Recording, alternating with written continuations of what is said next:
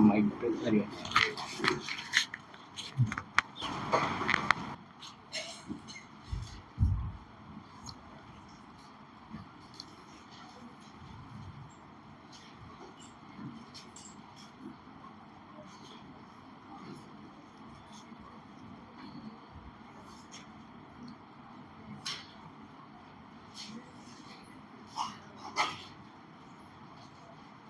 ખાલી થોડા paper set જોઈ લઈએ જે જૂની પરીક્ષા લેવાઈ છે, આપણે જે ચર્ચા કરી હતી ને પ્રિલિમ અને મેઇન બંનેના, ને પછી આપણે સ્પીડલી આગળ જઈશું આપણે સેકન્ડ કોમ્પોનન્ટ જે છે એના પર. તો જો આ રીતે જે પેપર 1 છે પ્રિલિમિનરી, ઓકે, ગુજરાતી પણ છે, બંધારણ પણ છે. બંધારણની થોડી ચર્ચા આપણે કરીશું. હું આ પેપર શેર કરી દઈશ પથિકભાઈને, તમારા ગ્રુપમાં મૂકી દેશે. પણ આ એક સેમ્પલ આપણે પેપર નજર કરી લઈએ. જો ગુજરાતી છે, પછી આ સાયન્સમાં છે, આ ઇન્સ્યુલિન વાળો જે 15મો પ્રશ્ન છે સાયન્સનો પ્રશ્ન છે, પણ બહુ બેઝિક છે, બરાબર છે. પછી હોકી વિશ્વ કપ પુરુષ કયા દેશમાં યોજાયો હતો, તો આ વર્તમાન પ્રવાહ થઈ ગયો, ખેલકૂદ અને વર્તમાન પ્રવાહ. પછી આ રાષ્ટ્રીય શિક્ષણ નીતિ અંતર્ગત જે ભલામણની વાત છે, તો આ વર્તમાન શિક્ષણ પ્રવાહના થઈ ગયા પ્રશ્નો. હવે આપણે એજ્યુકેશન શિક્ષણના પ્રવાહોની જ્યારે વાત કરતા હોઈએ અને આપણે જો તૈયારી કરતા હોય તો રાષ્ટ્રીય શિક્ષણ નીતિ જોઈ લેવી પડે. એની અંદર કઈ કઈ ભલામણો આપેલી છે, ગુજરાતીમાં ડોક્યુમેન્ટ એનું અવેલેબલ જ છે, ઇંગ્લિશ ગુજરાતીમાં.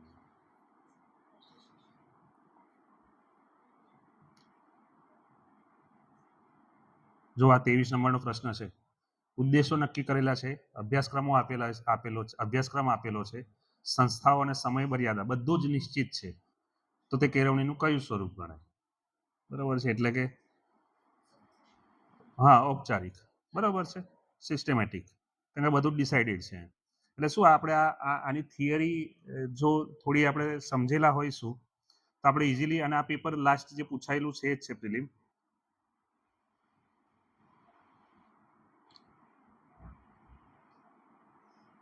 તો આ રીતનું પેપર 1 હોય, ઓકે. 100 માર્ક્સ. બીજા વાત છે સાયકોલોજી છે, ફિલોસોફી છે, બંધારણ છે.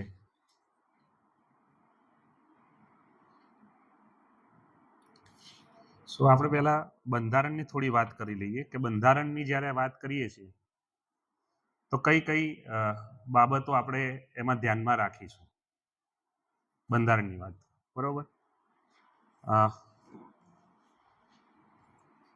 હવે આને બંધ કરવું હોય તો હા,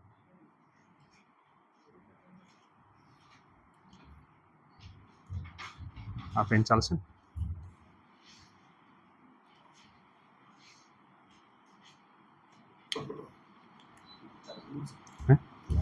ચાલશે લાઈટ.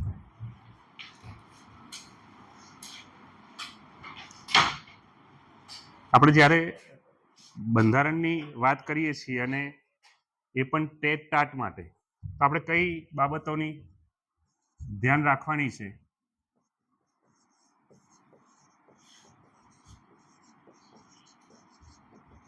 ઓકે, શરૂઆત ક્યારે થઈ બંધારણની રચનાની? શરૂઆત ક્યારે થઈ? કુલ કેટલી સમિતિ હતી, કુલ કેટલી કમિટી, એના વિશે આપણને ખ્યાલ હોવો જોઈએ. કમિટીમાંથી આપણે બહુ ફેમસ નામ છે બંધારણ માટે, ડોક્ટર કોણ છે? આંબેડકર. તો એ કઈ કમિટીના ચેરપર્સન હતા? મુસદ્દા કમિટી ઓર ડ્રાફ્ટિંગ કમિટી, જે અંતિમ રૂપ આપવાનું હોય એના એ ચેરપર્સન હતા. એમના ચેરમેનશીપ હેઠળ આ એક આખું ડ્રાફ્ટ તૈયાર થયો છે. ક્યારે રચના પૂરી થઈ એમની? ક્યારે? 26 નવેમ્બર 1949, બરોબર છે. એની રચના પૂરી થઈ. ઓકે, ક્યારે અમલ થયો? 1950. ઓકે, 26 જાન્યુઆરી 1950. તો આ બધી એની બેઝિક ડિટેલ છે. ગુજરાતમાંથી કોઈ એક નામ હોય તો કોણ છે ફેમસ? કનૈયાલાલ મુનશી. એ પણ આપણને ખ્યાલ હોવો જોઈએ કે બંધારણની રચનામાં એ સમયગાળામાં કોનું વિશેષ યોગદાન છે ગુજરાતમાંથી. તો આ બધી બાબતો બેઝિક છે. પછી 3 ભાગ પડે છે. એમાં એક છે શું આવે? ફંડામેન્ટલ રાઇટ્સ, મૂળભૂત હકો. અને જ્યારે મૂળભૂત હકોની વાત કરીએ છીએ તો કેટલા મૂળભૂત હકો આપણા? કેટલા? 6 મૂળભૂત હકો. બરાબર છે. 6 છે. કલમ નંબર 12 થી 36. ઓકે, અને એ તમે શું કહેવાય એક વખત રીડ કરી લેશો ને એટલે ખ્યાલ આવી જશે કે કયા એક્ટમાં શું છે. સમાનતાનો અધિકાર છે, પછી સ્વતંત્રતાનો અધિકાર છે. 32 નંબર પર શું છે? બંધારણીય ઇલાજ. ઓકે, બંધારણીય ઇલાજના અધિકારની આ ડિટેલ આપણે જોઈ લેવાની. ધાર્મિક શિક્ષણને લગતા અધિકારો પેલા હકો છે 26 થી લઈને 30માં. એની આપણે ચર્ચા કરી લઈશું 26 થી લઈને 30 સુધી. કેમ કે ત્યાં એજ્યુકેશન આવે છે. જ્યાં શિક્ષણ આવતું હોય ને એ ખાસ આપણે એનો ફોકસ કરવાનો થાય. બરાબર છે. કે જ્યાં ધાર્મિક બાબતો પણ આવે છે અને એમને પોતાના ધર્મનો પ્રચાર અને પ્રસાર કરવાની સ્વતંત્રતા આપવામાં આવેલી છે 26 થી લઈને 30માં. પછી 21માં એક એડ થઈ, એક હક પેટા હક તરીકે એડ થયો 21 ક. કયો છે? ઓકે, એટલે શું થાય? મફત ફરજિયાત અને મફત પ્રાથમિક શિક્ષણનો અધિકાર. આપણે શું કહીએ અધિકારની જ્યારે વાત કરીએ છીએ તો એને મફત કયું શિક્ષણ? પ્રાથમિક શિક્ષણનો અધિકાર. અને ફંડામેન્ટલ રાઇટ્સ કોને કહીએ છીએ આપણે? Fundamental rights. તમારા અધિકારનો ભંગ થતો હોય તો શું થાય?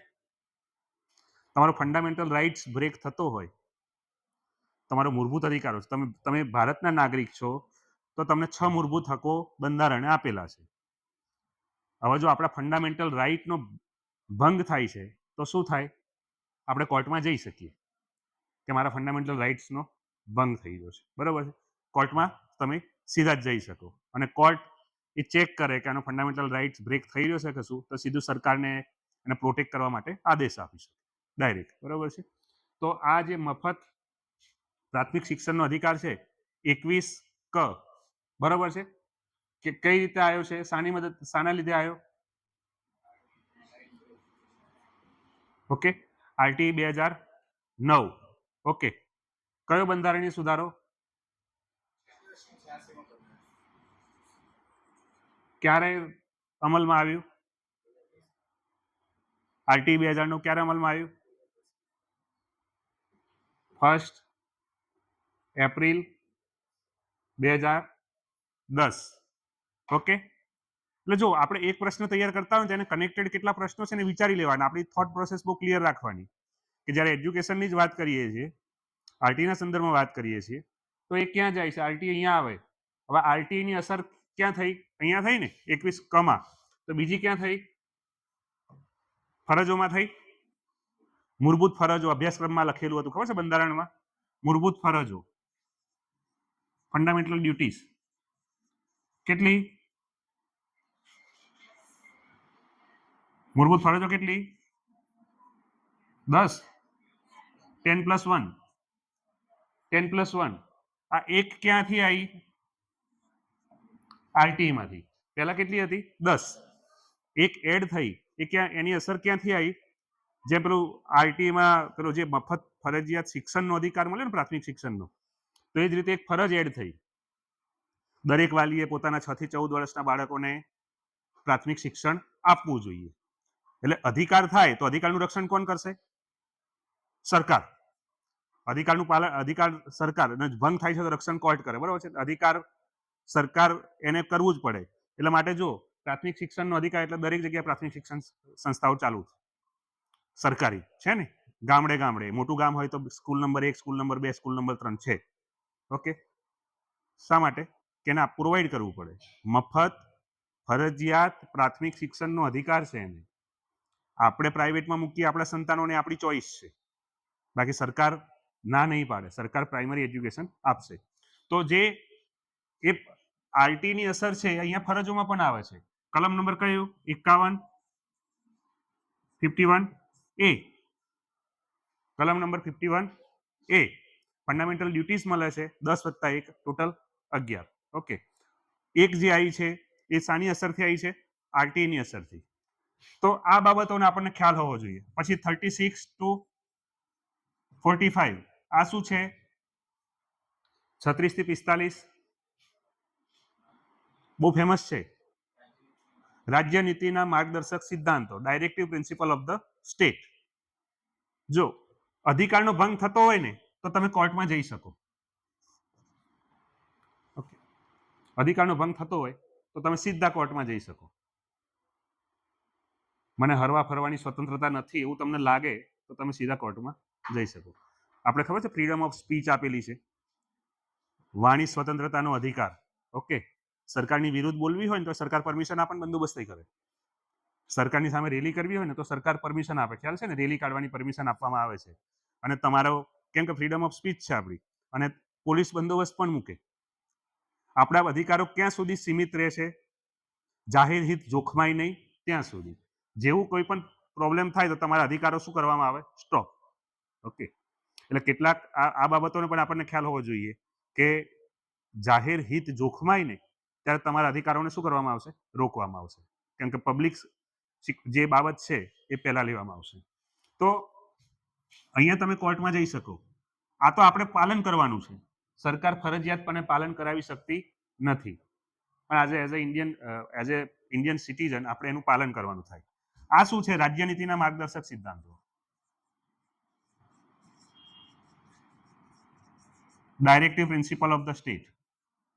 ઓકે, હવે પ્રશ્ન એવો પણ પૂછાય કે મૂળભૂત હકો કયા દેશના બંધારણમાંથી લેવામાં આવ્યા છે? ફરજો કયા દેશના બંધારણમાંથી લેવામાં આવી છે? રાજ્ય નીતિના માર્ગદર્શક સિદ્ધાંતો કયા બંધારણમાંથી આપણે આશરો લઈને લીધેલું છે? તો આપણે જોવું પડે. જે સોર્સિસ છે, સ્ત્રોત છે બંધારણના, એનો પણ આપણને ખ્યાલ હોવો જોઈએ. ચલો, હવે રાજ્ય નીતિના માર્ગદર્શક સિદ્ધાંતો એટલે શું કરશે? સરકારે કેવા પ્રકારનું વર્તન કરવું જોઈએ એની ગાઈડલાઈન આપેલી છે. ઓકે, એમાં 45 નંબર ઇફેક્ટ. 45 નંબરમાં ઇફેક્ટ કઈ ઇફેક્ટ આવી? સરકારે 6 થી 14 વર્ષના બાળકોને મફત શિક્ષણ આપવાની જોગવાઈ કરવી જોઈએ. ઓકે, એટલે જો આ જ્યાં શિક્ષણની વાત કરીએ છીએ તો ક્યાં ક્યાં કનેક્ટેડ છે આ બંધારણમાં, બરોબર છે? આ જોતા હોઈએ પછી આપણને ખ્યાલ હોવો જોઈએ. બંધારણની વાત કરીએ છીએ એટલે લોકસભા અને રાજ્યસભા બહુ જ ક્લિયર હોવું જોઈએ. જ્યારે બંધારણની વાત કરીએ છીએ, શાસન તંત્રની વાત કરીએ છીએ ત્યારે લોકસભા વધુમાં વધુ કેટલા સભ્યો હોય? 552 વધુમાં વધુ આટલા હોવા જોઈએ એવું બંધારણમાં નિર્દેશિત છે. અત્યારે કેટલી સંખ્યા છે આપણી? એટલે આપણે જે ઇલેક્ટ કરીએ છીએ કેટલી સંખ્યા? 545. 545 એટલે મેમ્બર કેટલા હોવા જોઈએ વધુમાં વધુ? બંધારણમાં નક્કી કરેલા મુજબ 552. અત્યારે કેટલા છે? 545. 545 ના પણ પાછા ભાગ પડે. જ્યારે આપણે અહીંયા વાત કરીએ છીએ 545, તો આને પણ આપણે ડિવાઈડ કરીએ. કેવી રીતે થાય? 530 ક્યાંથી આવે? દરેક સ્ટેટમાંથી, જેટલા પણ સ્ટેટ છે ત્યાંથી 530 આવે. 13 ક્યાંથી આવે? કેન્દ્ર શાસિત પ્રદેશો જેટલા છે ને, યુનિયન ટેરેટરીઝ, ત્યાંથી. 2 ક્યાંથી આવે? એંગ્લો ઇન્ડિયન કોમ્યુનિટી છે, ડાયરેક્ટ એપોઇન્ટ થાય, નો ઇલેક્શન. ટોટલ 545 થાય. એટલે આપણને આ ખ્યાલ હોવો જોઈએ. મુદત કેટલી? લોકસભાના મેમ્બરની મુદત 5 વર્ષ. 5 વર્ષ પૂરા થાય એટલે શું થાય? 5 વર્ષ પૂરા થાય એટલે લોકસભાનું વિસર્જન થાય. લોકસભાનું વિસર્જન થાય એટલે ફરીથી ઇલેક્શન થાય. ઓકે, એટલે જ્યારે વિસર્જન થતું હોય એટલે એ કાયમી ગૃહ નથી, એ નોન પરમેનન્ટ હાઉસ છે.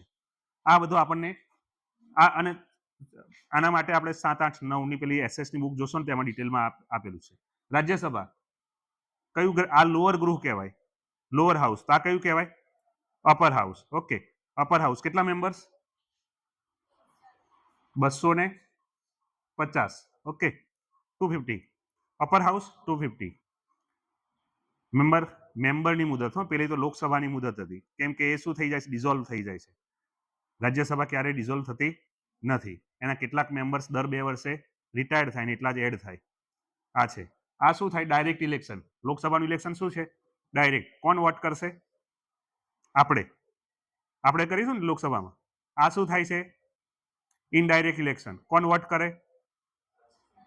આપણા ધારાસભ્યો, જે વિધાનસભાના ધારાસભ્યો હોય ને એટલે આ ઇનડાયરેક્ટ વોટિંગ થાય. આપણે જેમને વિધાનસભામાં મોકલ્યા છે એ વોટ કરે, એ રાજ્યસભામાં જાય. 250 મેમ્બર્સ છે. મુદત કેટલી છે? 6 વર્ષ માટે. એક મેમ્બરની મેમ્બરશિપ કેટલા ટાઈમ માટે રહેશે? 6 યર. એવરી 2 યર શું થશે? 1/3 રિટાયર્ડ થશે અને 1/3 એડ થશે. એવરી 2 યર કેટલા રિટાયર્ડ થાય? 1/3. આ રિટાયર થાય અને એટલા જ ક્યાં શું થશે? એડ થશે. ક્લિયર? એટલે એને શું કહેવાય? પરમેનન્ટ હાઉસ કહેવાય. નીચેનામાંથી કયું સંસદનું કાયમી ગૃહ છે? આપેલા હોય નામ. બરાબર છે. મેમ્બરની સંખ્યા કેટલી છે? આપેલી હોય. એટલે આપણે મેમ્બરની સંખ્યા, મુદત કેટલી છે એ આપેલી હશે. તો 6 વર્ષની મુદત છે. ઓકે. 250 છે. જેમ આ ડિસ્ક્રિપ્શન છે એમ અહીંયા પણ ડિસ્ક્રિપ્શન છે. 250 હોય તો બે રીતે લેવાય. કઈ રીતે લેવાય? પહેલા તો 238, 238 એ કોણ ઇલેક્ટ કરશે? આપણા જે ધારાસભ્યો છે એ ઇલેક્ટ કરશે. 238 નું વોટિંગ થઈને આવશે. તો બાકી કેટલા રહ્યા? 12. આ 12 કઈ રીતે આવે? હા બોલો. બરોબર છે. કોણ? રાષ્ટ્રપતિ મૂકશે. ઓકે. કોણ? પણ નોમિનેટ કોણ કરાવશે? સરકાર ભલામણ કરશે. કયા લોકો? એ ડાયરેક્ટ એનું ઇલેક્શન નહીં થાય, એને ડાયરેક્ટ મૂકવામાં આવશે. કયા લોકો હોય? કોઈ પણ ક્ષેત્રમાં વિશિષ્ટ યોગદાન હોય એવા લોકોને ડાયરેક્ટ અંદર નોમિનેશન કરાવે. કેટલા સભ્યોને? 12 સભ્યો. ઓકે. એટલે આ જ્યારે આપણે જોતા હોય તો આ આપણને ખ્યાલ હોવો જોઈએ. વિધાનસભા અને વિધાન પરિષદનો ખ્યાલ હોવો જોઈએ. સેમ આ જ ઉપર લોકસભાની જગ્યાએ શું આવે? વિધાનસભા સ્ટેટ લેવલ પર, વિધાન પરિષદ આપણે ગુજરાતમાં નથી. આપણે વિધાનસભા એકલી છે. ઓકે. એટલે આ જ્યારે બંધારણની જ્યારે આપણે વાતો કરીએ છીએ ત્યારે બંધારણની આ બાબતોનો ખ્યાલ આપણને હોવો જોઈએ. ઓકે. છે આનો ઇરેઝ કરવા માટે?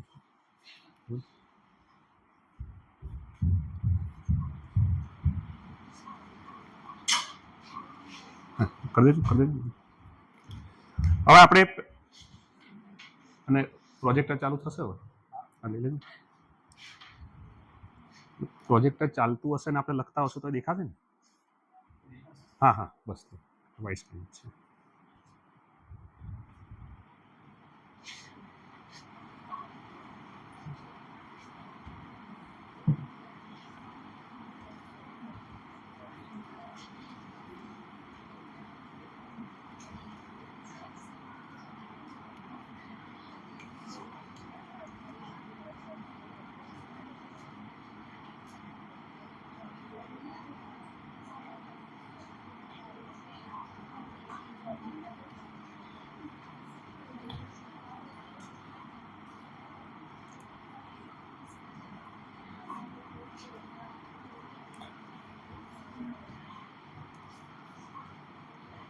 થોડું લોજિકલ રિઝનિંગ જોઈ લઈએ.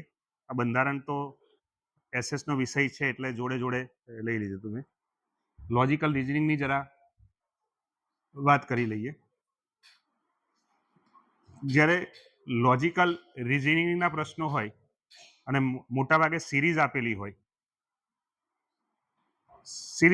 ન્યુમેરિકલ સિરીઝ ને એવા પ્રશ્નો હોય તો કઈ બાબતોનું આપણે ધ્યાન રાખીશું? બહુ ઇઝી છે. આપણે જોઈ લઈએ કે શું થાય. જ્યારે આવી સિરીઝ આપેલી હોય, આવા નંબર્સ આપેલા હોય, આના પછીનો નંબર કયો આવશે તો ધ્યાન રાખવાનું કે રિલેશન એસ્ટાબ્લિશ કરવાનો છે, કોઈ સંબંધ સ્થાપિત કરવાનો છે. શાની વચ્ચે? પહેલા બીજા વચ્ચે અથવા પહેલા ત્રીજા વચ્ચે. અને એ સિક્વન્સ ફોલો થાય છે કે નહીં જોવાનું. ક્યાં નજર રાખીશું આપણે? ફર્સ્ટ નંબર અને સેકન્ડ નંબર, ઓર ફર્સ્ટ નંબર અને થર્ડ નંબર. ઓકે. આ બંને વચ્ચે કોઈને કોઈ પ્રકારનું રિલેશન એસ્ટાબ્લિશ થાય છે એ આપણે જોઈશું. બરોબર છે. જો પહેલું બીજું શું છે? 1 પછી શું છે? 3.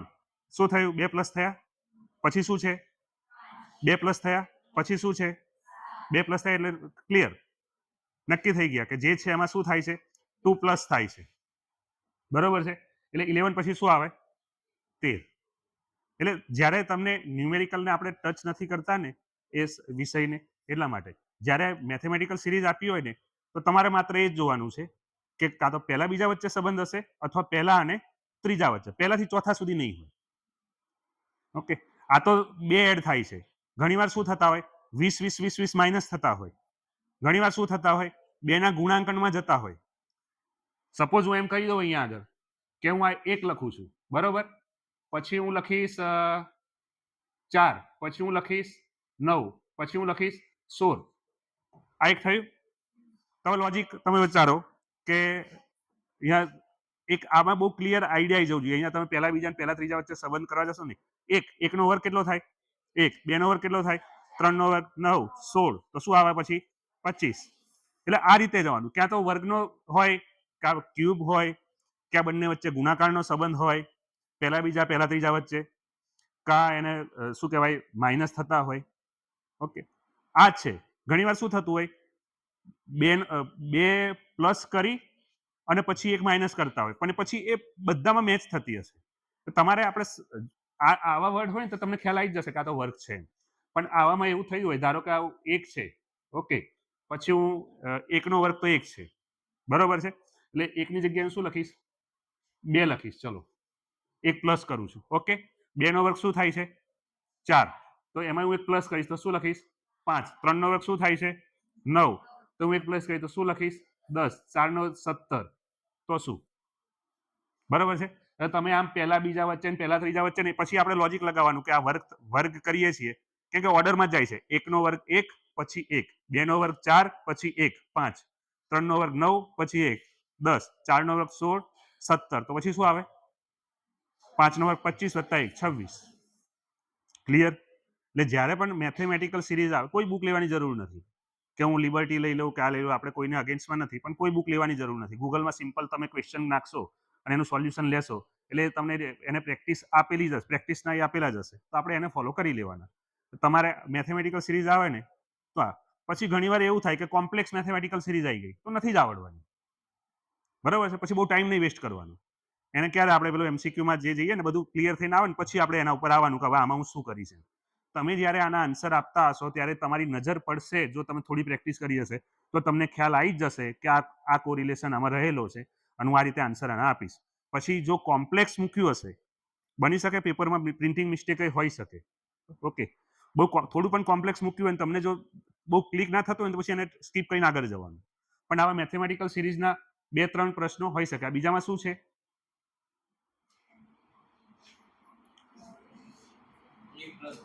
હા, જુઓ તમે 2 પછી શું થયું છે 3, 3 પછી શું થયું છે 5. એટલે આપણે ક્લિક થવું જોઈએ કે 2 + 1 3, 3 + 2 5, એટલે 1 પ્લસ કર્યા 2 પ્લસ કર્યા, આ જ ઓર્ડરમાં આગળ જવાનું છે. તો 3 પ્લસ થયા, 4 પ્લસ થયા, 5 પ્લસ થયા, હવે શું થશે 6, તો 17 + 6 શું આવે 23, બરોબર છે. એટલે આ રીતે આપણે જ્યારે મેથેમેટિકલ સિરીઝમાં જઈએ છીએ તો બહુ સાવચેતીથી ધ્યાન રાખી અને પછી શું કરવાનું કે જૂના પેપર્સ હોય ને એ જ સોલ્વ કરવાના. એ સોલ્વ કરો એટલે લગભગ ક્લિયર થઈ જાય. ત્યારબાદ જો આ પ્રકારના પ્રશ્નો પણ આવે આ સિરીઝના સંદર્ભમાં કે લોજિકલ રીઝનિંગના સંદર્ભમાં. શું કહે છે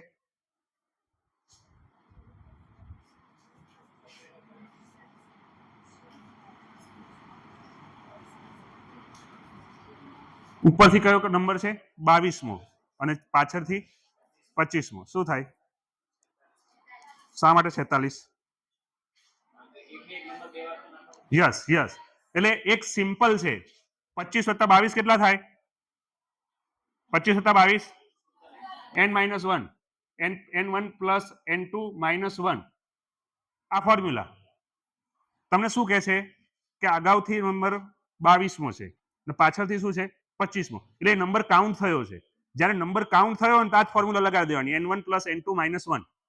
એ નંબર જે કાઉન્ટ થયો છે એને હટાવી દેવાનો, બરોબર છે. n1 + n2 - 1, n1 એટલે શું થાય 22, n2 એટલે શું થાય 25, કેટલા થયા 47 - 1 46. બહુ વિચારવાનું જ નહીં. પછી જ્યારે મારે એ નંબરની ખુદની ગણતરી કરવાની, હવે એની જગ્યાએ એવું થાય એની આગળ 22 ઊભા છે અને એની પાછળ 25 ઊભા છે, એને કાઉન્ટ નથી કરતા, તો શું થાય +1 કરી દેવાનું, n1 + n2 + 1. આગળ 22 ઊભા છે, પાછળ 25 ઊભા છે, કેટલા થયા 47 અને +1 એને કાઉન્ટ નથી કર્યો એટલે 48. આ ફોર્મ્યુલા એની એટલે બહુ ઇઝી વે થી થઈ જાય. તમે એને કાઉન્ટ કરો, જો કાઉન્ટ કરો તો પણ થાય. પેપરમાં રફની જગ્યા આપેલી જ હોય છે, બરોબર છે, આપણે કરી શકીએ, બહુ કોમ્પ્લેક્સ નથી. પણ આ એક ફોર્મ્યુલાથી તમે જાઓ ને તો બહુ ઇઝી થાય. પછી આ રીતના પ્રશ્નો હોય છે સિરીઝમાં. આમાં શું કરવાનું થાય, તમારી દિશા ક્લિયર હોવી જોઈએ. દિશા ક્લિયર હોવી જોઈએ કે પૂર્વ કોને કહેવાય, પશ્ચિમ કોને કહેવાય, ઉત્તર કોને કહેવાય, દક્ષિણ કોને કહેવાય, તો તમે એને બહુ ઇઝીલી ટેકલ કરી શકશો. નહીં તો મુશ્કેલી પડે એમાં. એની સાથે 6 નંબરનો પ્રશ્ન જુઓ. શું છે? આવા પ્રશ્નમાં કંઈ હતું નથી, પણ તમારો ટાઈમ લઈ લે. 6 નંબરના પ્રશ્નમાં આપેલ શ્રેણીમાં એવા કેટલા ચાર છે કે જેની પહેલા તરત જ 7 આવે પરંતુ તેની પાછળ તુરંત 3 ના આવે. એટલે આ સિરીઝમાં આપણે કેવા એવા 4 શોધવાના છે કે જેની આગળ શું હશે 7, પણ એની પાછળ તરત 3 ના હોવા જોઈએ. બરોબર છે? એટલે આ શું લે, આપણો ટાઈમ લઈ લે આ પ્રકારનું હોય ને. અને આ તો મેં સેમ્પલમાં બહુ ઓછા લાગે, બહુ લાંબી સિરીઝ હોય તો તમારો ટાઈમ કન્ઝ્યુમ કરશે. છે બહુ જ ઈઝી, પણ ટાઈમ કન્ઝ્યુમ કરે. એટલે આપણે એને બહુ સાવચેતીથી જવાનું કે એની 4 જોવાના. એટલે પહેલા તો 4 તમે અંડરલાઈન કરી લો. આ 1 છે, આ 2 છે, આ 3 છે અને આ 4 છે. ઓકે, 4 વખત 4 આવેલા છે, બરોબર. હવે શું કહે છે કે આગળ 7 હોય એટલે 7 એક અહીંયા છે, 2 અહીંયા છે, 3 અહીંયા છે અને 4 અહીંયા છે, પણ પાછળ શું ના આવવું જોઈએ 3. તો અહીંયા 3 આવે છે, બાકીનામાં 3 નથી એટલે 3 આવે આન્સર. આ રહ્યું. ક્લિયર? એટલે આ રીતે આપણે આગળ જવાનું થાય. ટાઈમ લઈ લે, ઇઝી હોય છે પણ ટાઈમ તમારો વધારે જશે. ત્યારબાદ એબીસીડી વાળા પ્રશ્નો, કોડિંગ ડીકોડિંગ કહીએ આને આપણે. ઓકે, શું છે જુઓ. ફરીથી આપણે જોઈશું. શું કરીશું? આને જો આ રીતે કોડ કર્યું છે તો અપેક્ષને કઈ રીતે કોડ કરાય? ટાઈમ જશે.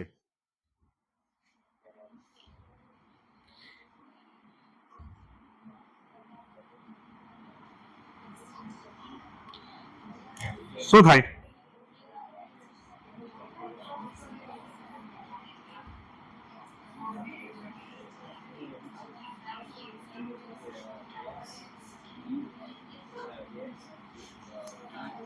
લોજિક સાથે. હો, લોજિક શું છે એ સાથે. મોટાભાગે જ્યારે એબીસીડી ના પ્રશ્નો આવે ને તો આપણે ઘણીવાર આ રીતે આમ લખી દેતા હોઈએ છીએ, ABCD 1 2 3 4 એમ. બરોબર છે? ઘણીવાર પ્લેસના પણ પ્રશ્નો હોય છે. હે, XAPE શા માટે?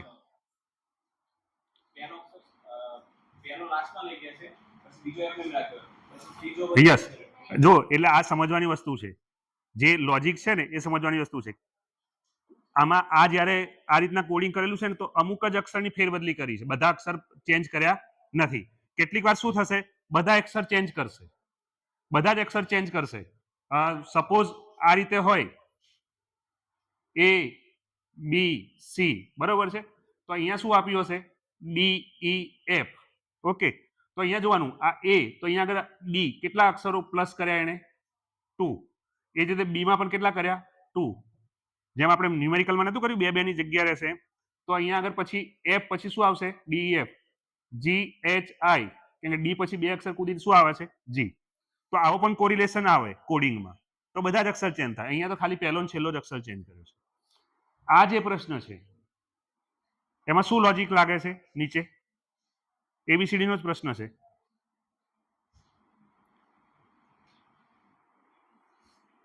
આલ્ફાબેટ કેટલા આપણા એબીસીડી ના?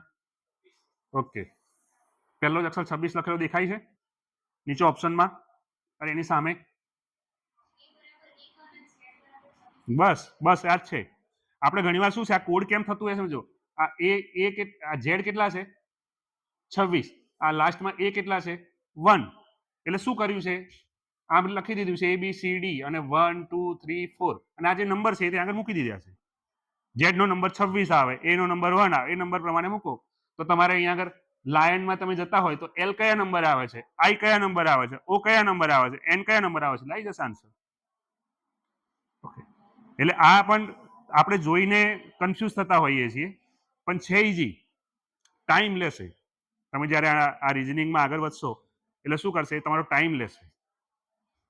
સમજ્યા આમાં શું કરેલું છે? ABCD ના આપણે શું કર્યા છે? આ રીતે નંબર આપી દીધા 1 2 3 4 5 6, ટોટલ કેટલા છે? 26. હવે મેં શું અહીંયા જુઓ તમે, ઝેડ, તો ઝેડ ની જગ્યાએ કેટલા લખ્યા છે? 26 લખ્યા, કેમ કે 26માં નંબર આવે છે. ત્યારબાદ શું છે? ઈ, તો ઈ કયા નંબર આવે છે? તો આ 5, આ 5, બરાબર છે. થઈ ગયું. એટલે આપણું લોજિક ક્લિયર થઈ ગયું કે આ નંબર આપેલા છે, તો તમારે પછી શું આપ્યું છે? LION, તો L નો નંબર જે હોય, ION જે આવે અહીંયાથી જોઈ લેવાનું, જે આવતો હોય, બરાબર છે. એટલે આપણે જ્યારે મેથેમેટિકલ સિરીઝમાં કે લોજિકલ રિઝનિંગમાં જઈએ છીએ ને, તો આપણે એને જોઈને ઘણીવાર શું કરતા હોઈએ છીએ કે આ નહીં આવડે એમ, પણ એનું લોજિક જો તમે સમજવાની ટ્રાય કરો ને તો બહુ ઈઝી છે. એ જ રીતે આમાં બીજું આવતું હોય છે કેલેન્ડર રિલેટેડ પ્રશ્નો, કેલેન્ડરના પ્રશ્નો. હજુ અહીંયા બીજા પ્રશ્નો એવા પણ આવે, સંબંધ દર્શાવતા પ્રશ્નો. કેવા આવે? સંબંધ દર્શાવતા પ્રશ્નો હોય ને, એટલે કે ફોટામાં જોઈને એક વ્યક્તિએ કીધું એ રીતના પ્રશ્નો આવે, એટલે એ થોડો ટાઈમ લેશે તમારો, બરાબર છે. તો એ બતાવો કે ફોટાવાળી વ્યક્તિ એ વ્યક્તિની કોણ થાય, બરાબર છે. એટલે સંબંધ દર્શાવતા પ્રશ્નો આવે, એટલે એ પણ આપણે ધ્યાન રાખવું જોઈએ. ત્યારબાદ કેલેન્ડરની વાત કરી લઈએ થોડી, થોડા સેમ્પલ ક્વેશ્ચન એના જોઈ લઈએ. કેલેન્ડર જ્યારે હોય, કેલેન્ડરના પ્રશ્નો, તો કઈ બાબતો ધ્યાનમાં રાખીશું? બેઝિક, અને બેઝિક જ આવશે, બહુ ડિટેલમાં નહીં આવે. અહીંયા આગળ બેઝિક બાબતો ધ્યાનમાં રાખવાની છે. કઈ ધ્યાનમાં રાખીશું? અહીંયા જો પ્રશ્નો હોય તો જોઈ લઈએ આપણે.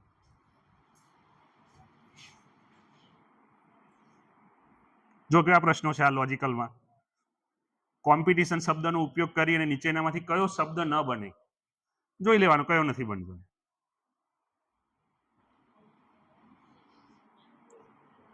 ટાઈમ લેશે, કેમ કે એ તો શું કરવાના છે? શોર્ટલિસ્ટ કરવાના છે ને આપણને.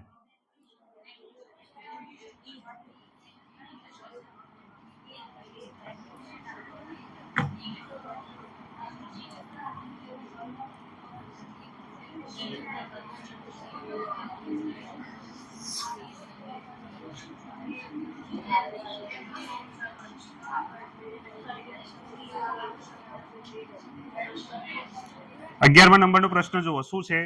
A B, A પછી B પછી C, હા બરાબર, એ રીતે વધતું જાય છે. એટલે જે આપણે પેલું મેથેમેટિકલ સિરીઝમાં વધારતા હતા ને, એ રીતે વધતા જાય છે. ઓકે,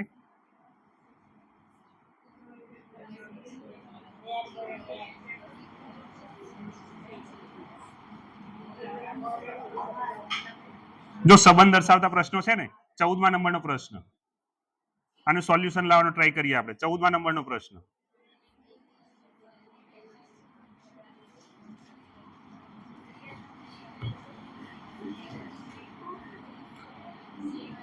જો તમે ખાલી એ પ્રશ્ન જોઈને જ પ્રશ્ન એનો આન્સર લાવવાની ટ્રાય કરશો ને તો મુશ્કેલી થશે જ. એટલે આપણે શું કરવું પડે? રફ વર્ક કરવું જ પડે, મેન્ડેટરી છે. રફ વર્ક કરશો તો જ એનો આન્સર સાચો આવશે. કેમ કે આપણને શોર્ટલિસ્ટ કરવા માટે જો પ્રશ્નો પૂછ્યા છે ને તો કન્ફ્યુઝ કરે એવા જ હશે. આપણે એવું માની જ લો કે ઈઝી નહીં હોય.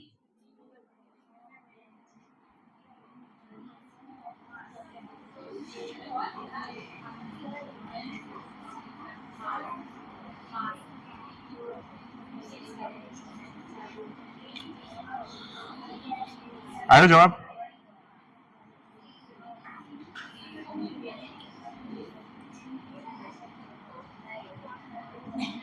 શું કહે છે? A અને B બે બહેનો છે, એટલે બે સિસ્ટર છે, એટલે ફિમેલ છે A અને B.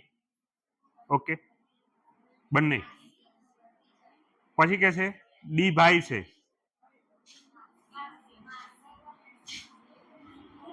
આ A, આ B, આ ફિમેલ છે. ઓકે, અને C અને D મેલ છે. A ની પુત્રી એ D ની બહેન છે. સમજો, A ની પુત્રી એ D ની બહેન છે, એટલે આ ફિમેલ છે, એની જે છોકરી છે એ આની બેન છે, બરોબર છે. તો શું થયું?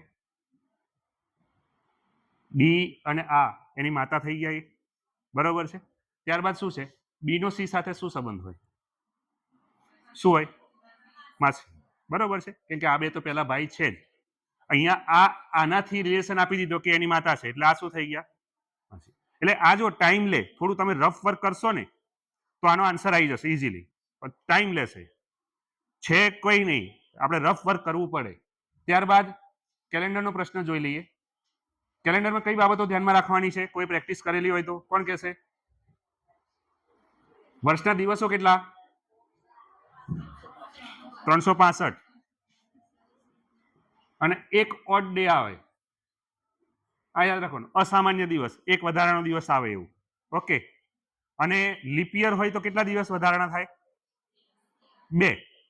લીપ યર હોય તો 2 દિવસ વધારાના થાય. જો નોર્મલ યર હોય તો એક વર્ષ એક ઓડ ડે આવશે, અને લીપ યર હોય તો 29 થઈ જાય, એટલે લીપ યરમાં કેટલા ડે આવશે? આ થાય ને, 2 ઓડ ડે. લીપ યર છે કે નહીં નક્કી કરવું હોય તો કઈ રીતે કરીશું આપણે?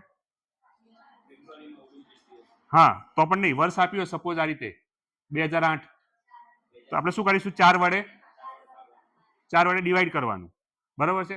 4 પંચા 20, 8 4 દુ 8, એટલે આ નીચે કઈ ના વધે, એટલે આ શું થઈ ગયું? Leap year. ક્લિયર? જ્યારે કેલેન્ડરના પ્રશ્નો આપણે કરતા હોય ને તો આ બાબતો ધ્યાનમાં રાખીશું. બીજી, ઘણીવાર આવા સિમ્પલ પ્રશ્ન આવી જાય. 15મો પ્રશ્ન જુઓ.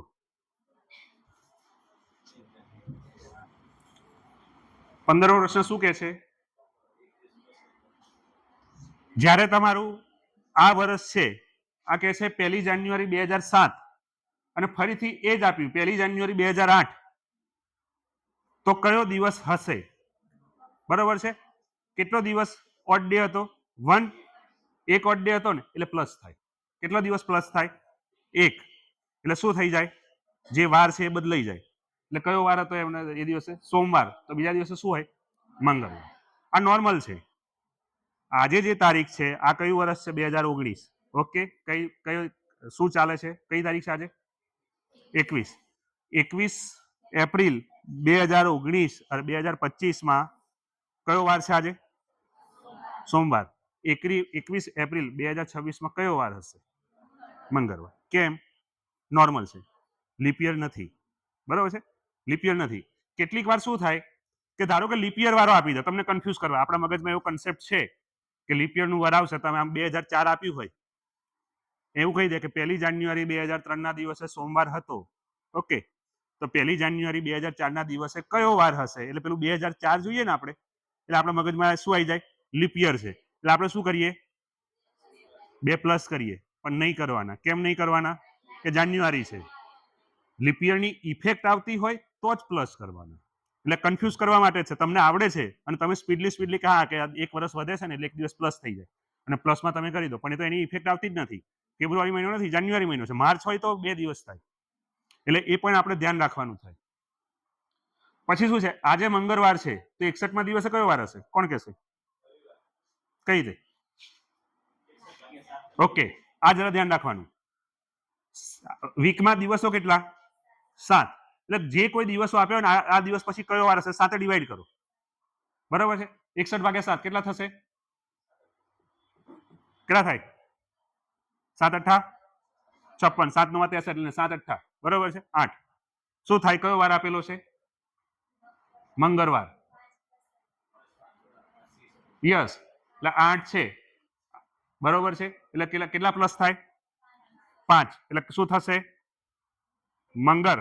પછી શું થાય? મંગળ પ્લસ 5. બુધ, ગુરુ, શુક્ર, શનિ, રવિ. એટલે કેલેન્ડરના જ્યારે પ્રશ્નો આવે ને ત્યારે ખાસ આ ધ્યાન રાખવાનું આપણે. પછી કેલેન્ડરના પ્રશ્નો આવે ત્યારે દરેક મહિનાના દિવસો કેટલા છે એ આપણને ખ્યાલ હોવો જોઈએ. જાન્યુઆરીના કેટલા દિવસો? ફેબ્રુઆરીમાં ઇફેક્ટ આવે તો 29. બાકી આપણે નોર્મલ શું લઈને જવાનું? બરોબર છે. 31, પછી 28, પછી માર્ચમાં 31, એપ્રિલ, પછી આ જોવાનું ખાસ. અહીંયા ભૂલ ના થઈ જાય. પછી તો ઓર્ડર ચાલશે જ, બરોબર છે. ત્યાં જો 30 કરી દીધું એટલે દિવસ બદલાઈ જશે, કેમ કે આપણે ટોટલ કરવા જશો ટોટલ કરશો એટલે શું થઈ જાય કે એક દિવસ પાછળ થઈ જાય. એટલે ખાસ ધ્યાન રાખવાનું કયા મહિના 31ના બે સલંગ આવે છે, જુલાઈ અને ઓગસ્ટ. જ્યારે કેલેન્ડરના આપણે દાખલા ગણીએ છીએ ત્યારે જુલાઈ અને ઓગસ્ટના એ 2 મંથ છે એ 31ના છે. એ ખાસ ધ્યાન રાખવાનું અને એની ઇફેક્ટ આવતી હોય જ્યારે કેલેન્ડરમાં પૂછ્યો હોય ને તો પાછું આપણે એ પણ ધ્યાન રાખવાનું કે એની ઇફેક્ટ આવતી હોય. એક પ્રશ્ન છે આમાં તો છે નહીં. 28મી મે 2006ના દિવસે કયો વાર હશે?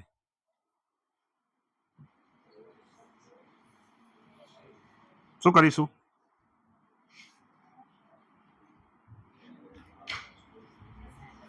આવે ને આ રીતે કોઈ પણ વર્ષ આપે, કોઈ પણ વર્ષ આપે, બરોબર છે. 28 મે 2006ના દિવસે કયો વાર હશે? ઓકે. નોર્મલ યર કેટલા થયા? 2004 સુધી શું થઈ જાય?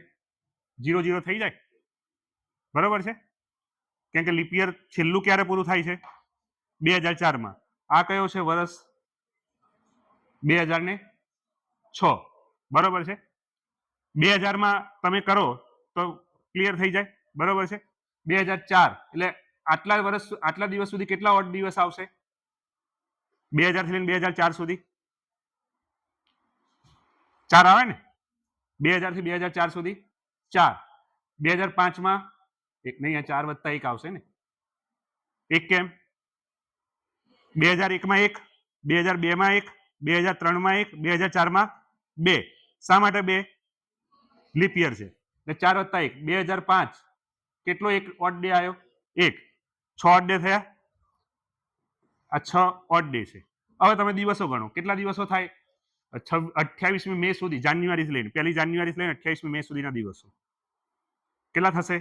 જાન્યુઆરીમાં 31, પછી 6માં નહીં આવે ને 29, 28, પછી 31, પછી 30 અને પછી 26 ના 28 કેટલા થયા? 28 200 140 140 ઓકે પ્લસ 6 કેટલા થયા? 146 ડિવાઈડ કરો કેટલા દિવસ, કયો દિવસ વધે છે? છઠ્ઠો. રવિવારથી લઈને છઠ્ઠો દિવસ ગણો.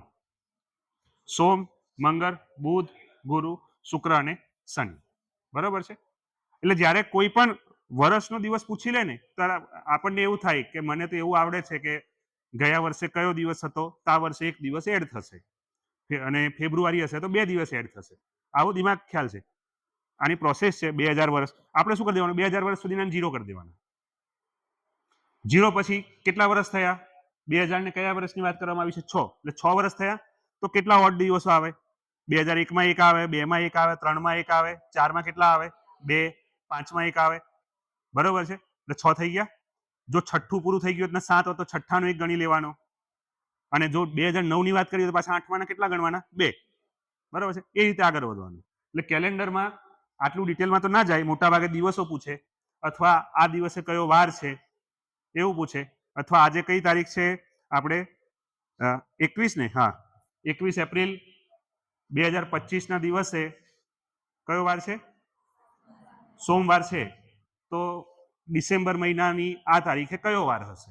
તો આપણે દિવસો ગણવાના અને કેટલાય ડિવાઈડ કરવાના? 7. અને અઠવાડિયું ક્યાંથી ચાલુ કરવાનું? આજે સોમવાર છે તો સોમવારથી. કશું જ ના આપ્યું તો ક્યાંથી ચાલુ કરવાનું? રવિવારથી. પણ જ્યારે આજનો દિવસ આપેલો છે, ધારો કે આજે મંગળવાર છે તો મંગળવાર પછીથી 3 દિવસ ગણવાના, બુધ, ગુરુ, શુક્ર, જો 3 આવે જવાબ તો. એટલે દિવસ આપ્યો હોય તો દિવસથી અઠવાડિયું પૂરું કરવાનું, ના આપ્યો તો આપણે રવિવારથી કરીશું. ક્લિયર? બોલો, આમાં કોઈને કંઈ પૂછવું છે? પાછી તો ગુણાંકન ચાવી છે.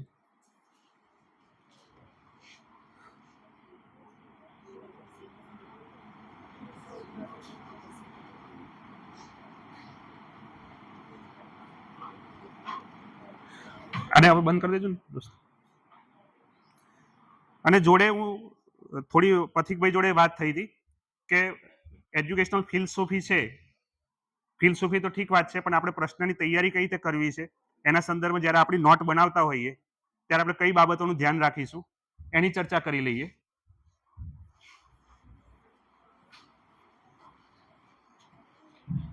જ્યારે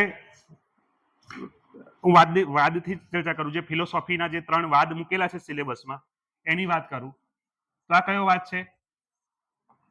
પ્રકૃતિવાદ છે. જ્યારે આપણે નોટ બનાવીએ છીએ ત્યારે ડિટેલમાં વાંચવાનું નથી, ડિટેલમાં જવાનું નથી. કેમ કે આપણે તો એમસીક્યુ માટે જઈએ છીએ, એમસીક્યુ માટે જઈએ છીએ ને. મેઇન એક્ઝામમાં તો આપણી ભાષા આવવાની છે અને આપણું કન્ટેન્ટ મેથડ આવવાનું છે. આ ફિલોસોફીના પ્રશ્નો ત્યાં આવવાના નથી. તો હવે એમસીક્યુ ક્યાંથી નીકળે એ આપણે જોઈશું. તો પ્રણેતા કોણ છે? જીન જેક રૂસો, 1 માર્ક્સ. પુસ્તક કયું? 2 માર્ક્સ. 1 માર્ક્સનો ફરીથી પ્રશ્ન. એમિલ પુસ્તક. શાના અંગે વિચારો આપ્યા છે? શિક્ષણ અંગેના. ઓકે, એટલે આ રીતે પોઈન્ટ આઉટ કરવાના એટલે થઈ જાય ક્લિયર. શું કહે છે? શાના પર ફોકસ કરે છે? ક્રિયા દ્વારા શિક્ષણ, ઇન્દ્રિયો દ્વારા શિક્ષણ. શું કહે છે? રમત દ્વારા શિક્ષણ. આ બધા 1 માર્ક્સના પ્રશ્નો છે. કઈ રીતે તમે આમાં 1 માર્ક્સ માટે જાઓ છો? એમ ફોકસ શાના પર કરે છે? ઇન્દ્રિયો જ્ઞાનના દ્વાર છે, ક્રિયા દ્વારા શિક્ષણ, રમત દ્વારા શિક્ષણ, અનુભવ દ્વારા શિક્ષણ. બરોબર છે. ડિટેલ આપણે પેરેગ્રાફ નહીં વાંચીએ. પછી શું થાય એમાં? આગળ જવું હોય તો આપણે અભ્યાસક્રમમાં જઈએ. અભ્યાસક્રમમાં તો અભ્યાસક્રમ કેવો આપેલો છે એમને? આ એક યાદ રાખવા જેવી વસ્તુ છે. વિકાસના તબક્કા અનુસાર અભ્યાસક્રમ આપ્યો છે કે શિશુ અવસ્થામાં કેવો અભ્યાસક્રમ, કિશોરાવસ્થામાં કેવો અભ્યાસક્રમ, તબક્કા આપેલા છે એમણે. અને એ એમનું આગવું યોગદાન છે, બીજા કોઈ વાદે નથી આપેલું. તો એ આપણને ખ્યાલ હોવો જોઈએ. અભ્યાસક્રમ ત્યારબાદ શું આવે? શિક્ષણ ટીચિંગ મેથડ આવે. તો આની તો ખાસ ટીચિંગ મેથડ છે. એક તો રમત દ્વારા આવી ગયું, ક્રિયા દ્વારા આવી ગયું, કિન્ડર ગાર્ટન આના પરથી આવ્યું, પ્રકૃતિવાદ ઉપરથી. પછી કોઈ લેવું હોય તો ફેમસ મેથડ છે, 2 નામ છે, જોઈ લેજો ડિટેલમાં. ડાલ્ટન અને હ્યુરિસ્ટિક મેથડ. બરોબર છે. હ્યુરિસ્ટિક મેથડ અને ડાલ્ટન મેથડ, આ 2 નામ છે. ડિટેલમાં એની જરા લેજો મેથડમાં શું છે. પણ મેથડ આપણને ખ્યાલ હોવી જોઈએ. આપણે 1 માર્ક્સ માટે જ જવાનું છે કે હ્યુરિસ્ટિક મેથડ કયા વાદ દ્વારા ભલામણ કરવામાં આવી છે. ઓકે, પછી શું આવે? આ ઉદ્દેશો આવી ગયા, અભ્યાસક્રમ આવ્યો, મેથડ આવ્યું, એટલે કોણ આવશે? શિક્ષક આવશે. શિક્ષકનું સ્થાન કેવું?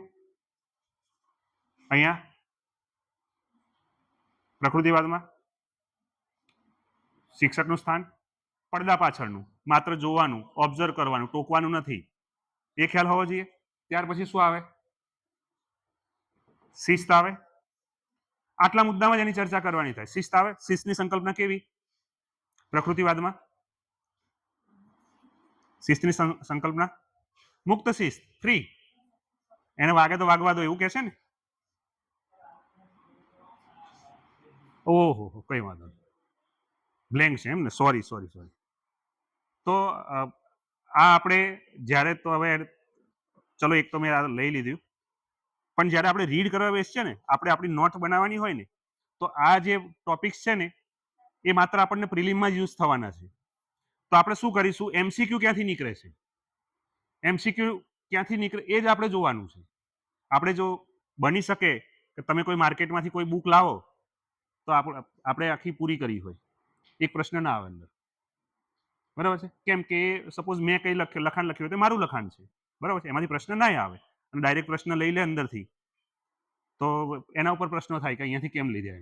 એટલે આપણે શું કરવાનું થાય કે ધારો કે આપણે કોઈ મટીરિયલ જ્યારે આપણે પ્રિપેર કરીએ છીએ, ખાસ કરીને એજ્યુકેશનના બીએડના સબ્જેક્ટ, તો એ આપણને ક્યાં યુઝ થવાનું છે? પ્રિલિમમાં. આપણી મેથડ અને કન્ટેન્ટ એ ડિસ્ક્રિપ્શનમાં આવવાનું છે. બાકી આ જનરલ સબ્જેક્ટ છે, જનરલ ટોપિક છે, એ બધા ત્યાં યુઝ થવાના છે. તો ક્યાં યુઝ થાય તો આ રીતે આપણે તમારે બનાવવાનું થાય એમસીક્યુ. ઓર શું કરો? જૂના પેપરો લઈ લો. જૂના પેપરોમાં જો પ્રશ્નો હોય તો એના કેટલા ઓપ્શન હશે? 4. આ પ્રશ્નનો સાચો આન્સર આ છે, તો આ 3 ક્યારે સાચા થાય એ જોઈ લો, તો પણ તમારું એક સાથે સ્પીડલી કામ થાય. જો એક પ્રશ્નનો સાચો ઉત્તર 1 હશે તો જે 3 ઓપ્શનો છે એના માટેના પ્રશ્નો શોધી લઈએ આપણે, તો પણ આપણું કામ બહુ ઈઝી થઈ જાય કે આ 3 જવાબના પ્રશ્નો શું થાય. તો તમે એક સાથે, કેમ કે પેપર જ્યારે તૈયાર થયું છે ને ત્યારે એમસીક્યુ જ્યારે વિકલ્પ આપ્યા છે ને, બહુ વિચારીને અને તમને કન્ફ્યુઝ કરે એ માટે જ આપ્યા છે. જેની તૈયારી નથી એને નહીં આવડે, જેની તૈયારી છે એને આવડશે. તો આપણે એના 4 ઓપ્શન, બીજા 3 ઓપ્શન ક્યારે સાચા થાય એના પ્રશ્નો માટે પણ થોડું વિચારીએ ને તો આપણે ઇઝીલી એને ક્લિયર કરી શકીએ. બોલો હવે કોઈ તમને કંઈ પૂછવું હોય તો પૂછી શકો છો, કેમ કે હું આમાં તો બીજા 2 વાદ લઈ લેતો, પણ હવે સર કહે છે કે પથિકભાઈ આ સિલેબસમાં જ નથી, તો પછી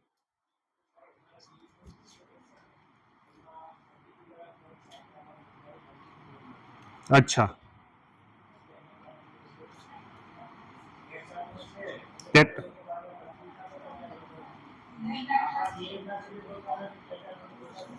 ટેટાટમાં છે, બીએડમાં નથી.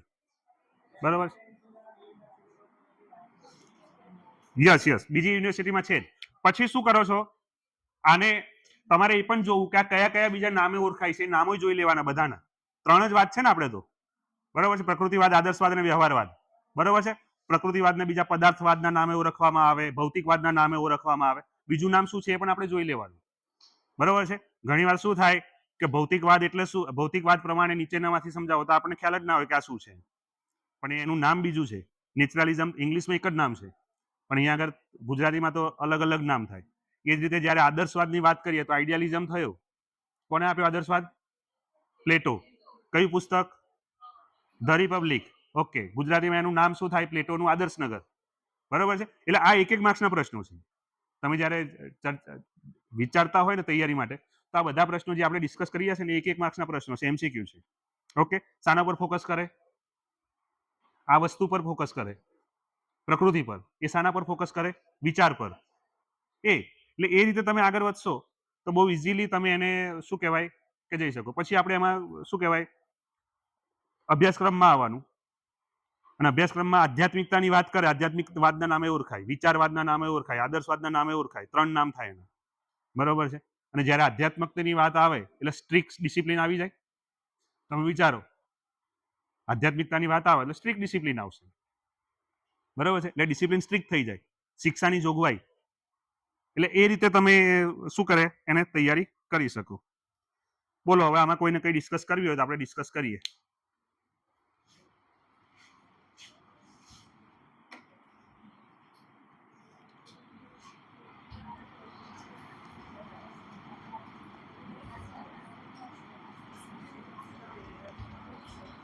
ખાસ કરીને બંધારણ જોઈ લેવાનું, એસએસનું.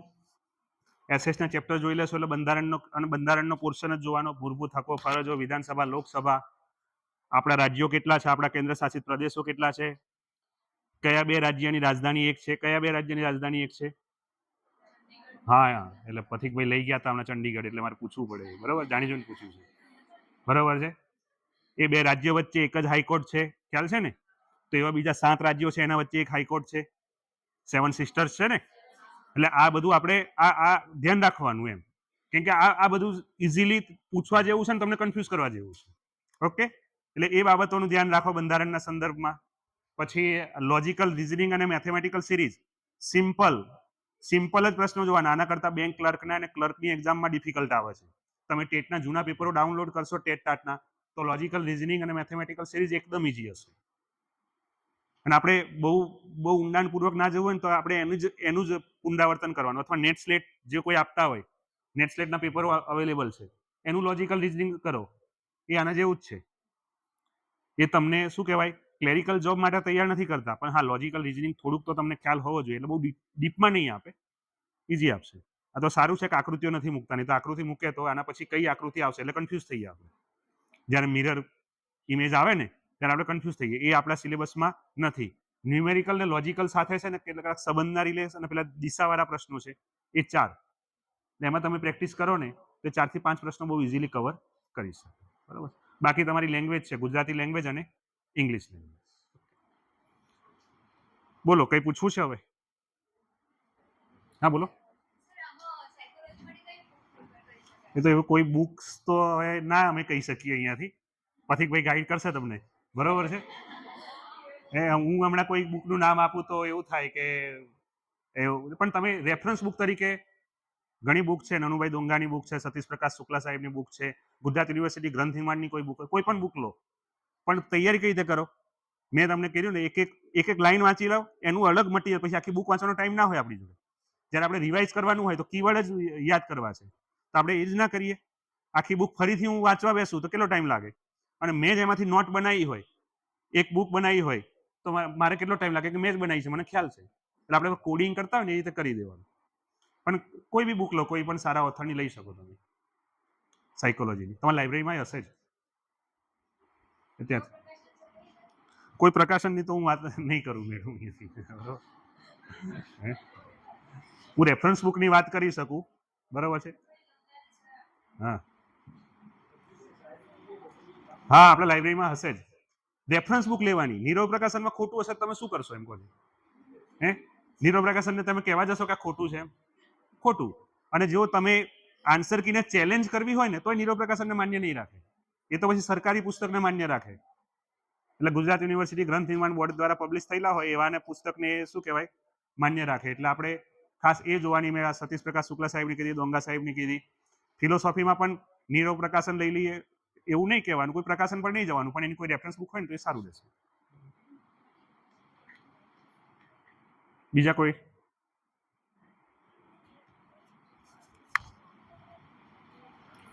હા, તો પૂરું કરીએ.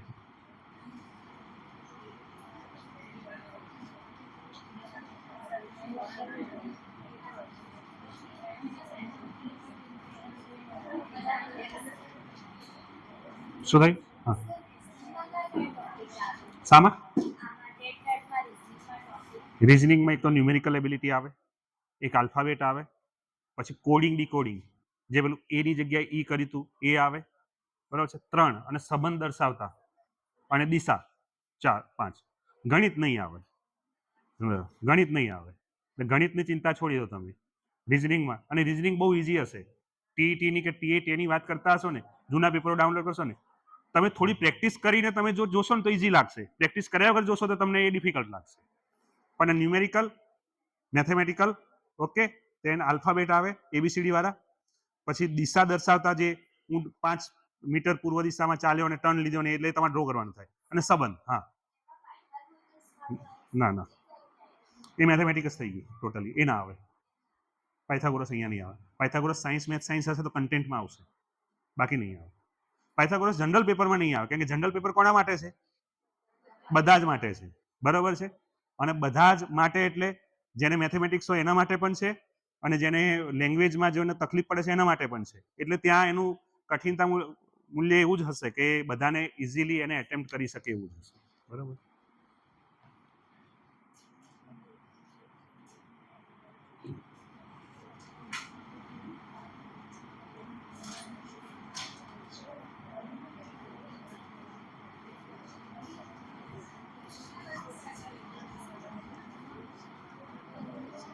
બોલો.